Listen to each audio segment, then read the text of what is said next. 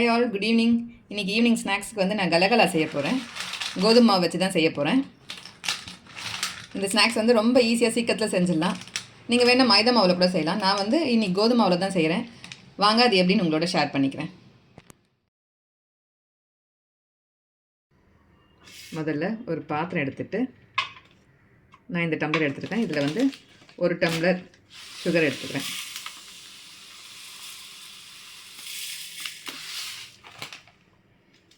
ஒரு டம்ளர் அளவுக்கு சுகர் எடுத்துக்கிட்டு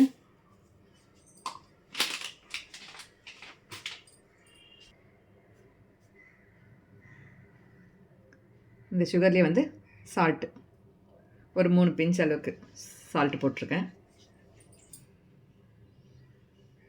கொஞ்சமாக ஏலக்காய் தூள். இதெல்லாம் போட்டதுக்கப்புறம் இதிலே கொஞ்சமாக தண்ணி ஊற்றி இந்த சர்க்கரை வந்து கரையணும். சர்க்கரை வந்து நல்லா கரைஞ்சி வந்துடணும். ஒரு ஸ்பூன் வச்சு இப்படி கலக்கிட்டே இருந்தீங்கன்னா சர்க்கரை வந்து கரைஞ்சிடும்.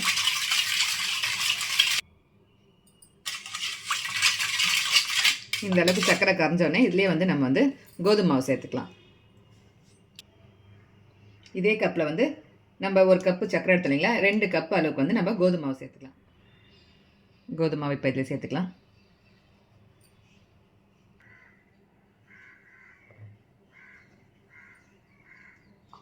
ரெண்டு கப் அளவுக்கு கோதுமை மாவு எடுத்துருக்கேன். இப்போ இதெல்லாம் ஒன்றா சேர்த்து நம்ம வந்து சப்பாத்தி பதம் அளவுக்கு நம்ம வந்து மாவை பிசைஞ்சு எடுத்துக்கணும். கொஞ்சம் தண்ணியாக இருந்துச்சுன்னா நீங்கள் வந்து மாவு போட்டு பிசைஞ்சிங்க. சப்பாத்தி பதம் அளவுக்கு வந்து பிசைஞ்சு எடுத்துக்கங்க.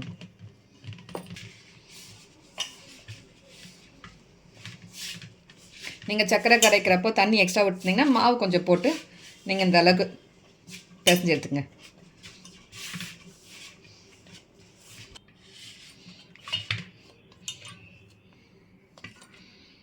இந்த அளவுக்கு மாவு பிசைஞ்சு ரெடியாக எடுத்து வச்சுங்க. இந்த ஸ்நாக்ஸ் செய்து வந்து ரொம்ப ஈஸி. மாவு இருந்துச்சுன்னா டக்குன்னு ஈஸியாக சீக்கிரத்தில் செஞ்சிடலாம். மாவு ரெடியாக இருக்குது. இப்போ வந்து நம்ம இதை செய்ய ஆரம்பிச்சிடலாம். முதல்ல அதுக்கு அடுப்பத்தை வச்சு ஒரு கடாய் வச்சுக்கலாம்.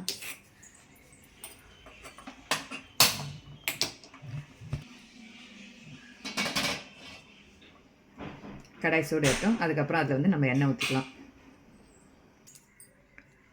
கடாய் காஞ்சோடனே நம்ம எண்ணெய் ஊற்றிக்கலாம். திட்டமாக ஊற்றிக்கங்க. ஏன்னா அது பொரிச்சு எடுக்கிற அளவுக்கு எண்ணெய் ஊற்றினா போதும்.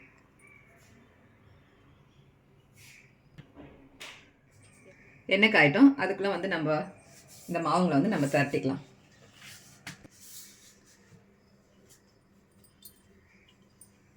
இந்த அளவுக்கு வந்து மாவு ஒரு உருண்டையாக்கி எடுத்துக்கோங்க.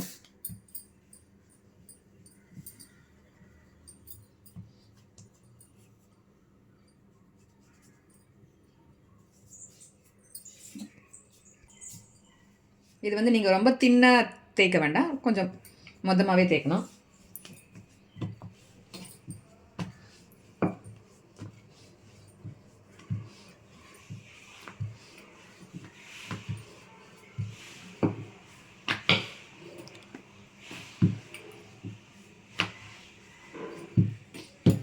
இந்த ஸ்நாக்ஸ் இது வந்து ரொம்ப ஈஸி. டக்குன்னு செஞ்சிடலாம். பசங்க ஈவினிங்கில் கேட்டாங்கன்னா நீங்கள் டக்குன்னு செஞ்சு கொடுத்துடலாம். இதுக்கு நீங்கள் ஈவனாக தேய்க்கணும்னா அவசியம் கிடையாது. உங்களுக்கு வந்த மாதிரி தேய்ச்சிக்கங்க. இந்த அளவுக்கு திக்னஸ் இருக்கட்டும். இப்போ வந்து கத்தி ஒன்று வச்சுக்கோங்க. உங்களுக்கு எந்த ஷேப் வேணுமோ, ஸ்கொயராக வேணால் ஸ்கொயரு, டைமண்டாக வேணால் டைமண்டு.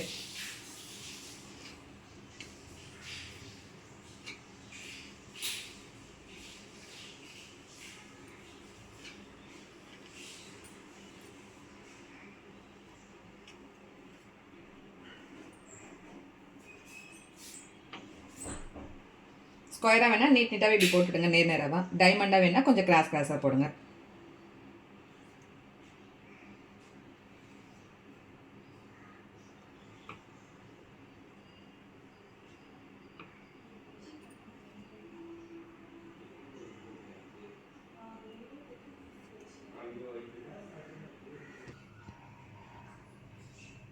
இந்த திக்னஸ்ஸு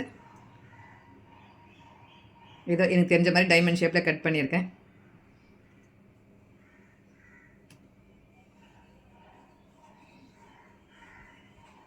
நீங்கள் இந்த மாதிரி தட்டி எல்லாம் ரெடியாக எடுத்து வச்சிட்டிங்கன்னா நம்ம எண்ணெய் காஞ்சோன்னே எண்ணெயில் போட்டு எடுக்கலாம். இந்த மாதிரி நீங்கள் தனியாக எடுத்து ஒரு பிளேட்டில் போட்டு வச்சுக்கோங்க. நீங்கள் மாவு போட்டு நீங்கள் திரட்டினா தான் இந்த மாதிரி வந்து தனித்தனியாக இருக்கும், இல்லைனா ஒன்றோடு ஒன்று ஒட்டிக்கும். அதனால் இந்த மாதிரி போட்டு எடுத்து ரெடியாக வச்சுக்கோங்க எண்ணெய் காயத்துக்குள்ளே. அதே போல் மீதி இருக்க மாவையும் நம்ம வந்து ரெடி பண்ணி வச்சுக்கணும். கொஞ்சமாக கீழே வந்து மாவை ஸ்ப்ரெட் பண்ணிவிட்டு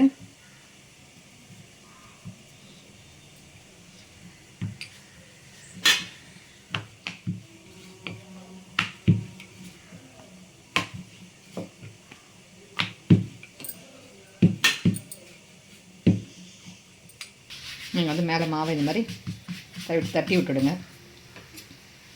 அதே போல் தான் என்ன ஷேப் வேணுமோ அதே ஷேப்பில் போட்டு எடுத்துருங்க.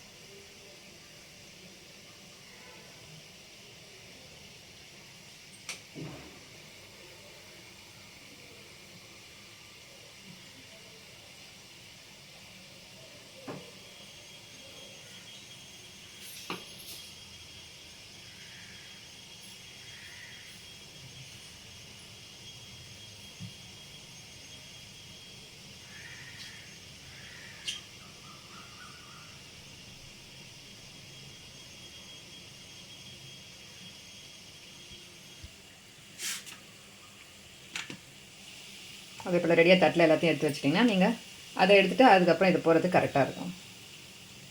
மாவு போடுறதால இது ஒன்றோடு ஒன்று ஒட்டாமல் தான் இருக்கும் நம்மளுக்கு. இந்த மாதிரி கட் பண்ணுறப்போ ஒட்டி நினச்சின்னா அது வந்துடும், எண்ணெயில் வேகிறப்போ தனித்தனியாக வந்துடும்.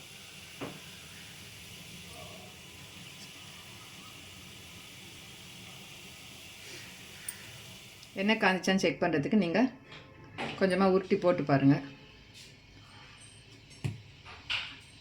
ஓகே, இப்போ வந்து நீங்கள் வந்து மீடியமாக ஃப்ளேம் வச்சுருங்க. ரொம்ப ஹை ஃப்ளேமில் வச்சிங்கன்னா வந்து தீஞ்சிரும். மீடியம் ஃப்ளேம் வச்சுட்டு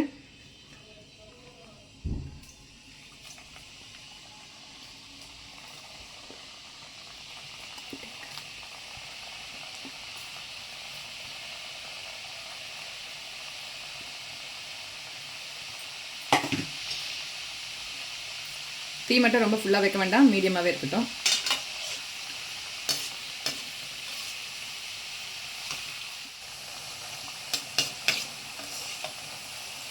ஒரு 2 நிமிஷம் கழித்து மெல்லமாக ஒன்றா இப்படி கலரி விடுங்க.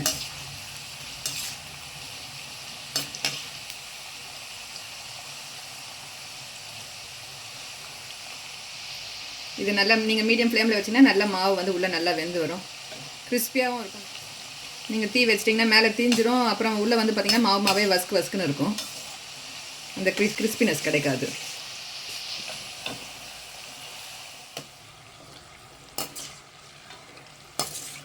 இந்த மாதிரி 2 பக்கமும் கோல்டன் கலராக வந்தவுடனே நம்ம வந்து எண்ணெயிலேருந்து எடுத்துடலாம். இதை எண்ணெய் தான் எடுத்துட்டு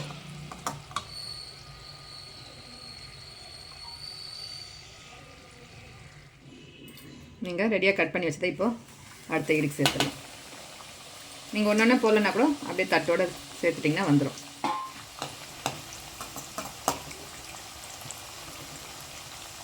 வெந்தவுடனே எல்லாம் தனித்தனியாக வந்துடும், ஒன்றா இருக்கிற மாதிரி தான் தெரியும். வெந்தவுடனே எல்லாம் தனித்தனியாக வந்துடும்.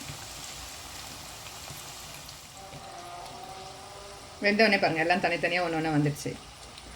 அதனால் அது போடுறப்ப அப்படி தான் இருக்கும், ஒன்றா இருக்கிற மாதிரி இருக்கும். வெந்தவுடனே எல்லாம் தனித்தனியாக வந்துடும். இன்னும் ஒரு 2 நிமிஷம் இருக்கட்டும், அதுக்கப்புறம் நம்ம இதை வந்து எண்ணெயிலேருந்து எடுத்துடலாம். நம்ம வந்து இதை எடுத்துடலாம்.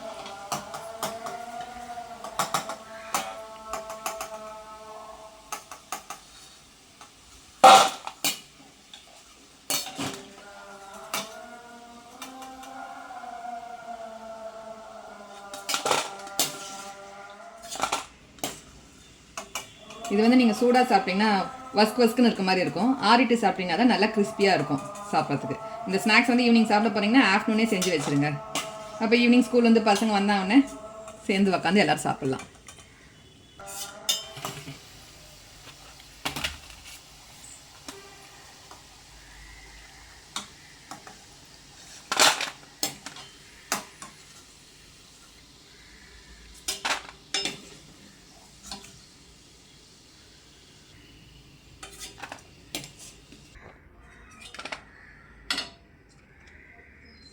Snacks ready. எண்ணெயும் வந்து அந்த அளவுக்கு இது வந்து இழுக்காது. இது வந்து இப்போ அந்த மாவு போட்டோம் இல்லைங்களா, நம்ம மேலே கோதுமை மாவு போட்டு தூவி தானே நம்ம இப்போ இது பண்ணோம், அதோட இது தான் எண்ணெயில் வந்திருக்கு. இதை நம்ம ஃபில்ட்ரு பண்ணி நம்ம எடுத்துக்கலாம். எண்ணெயும் அந்த அளவுக்கு இழுக்காது இந்த ஸ்நாக்ஸ் செய்கிறப்போ. இப்படி தான் வந்து நான் கலகலா செய்வேன்.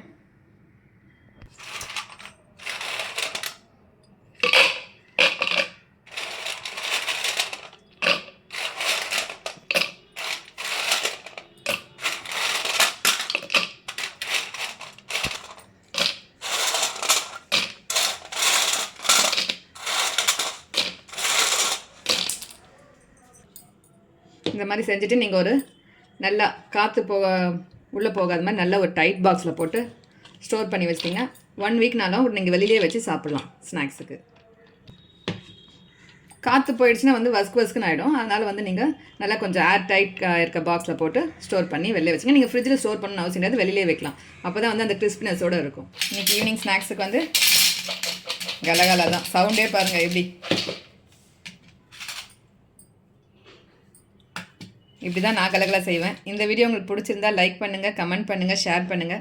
மறக்காமல் சப்ஸ்கிரைப் பண்ணி எனக்கு சப்போர்ட் பண்ணுங்கள். தேங்க்யூ.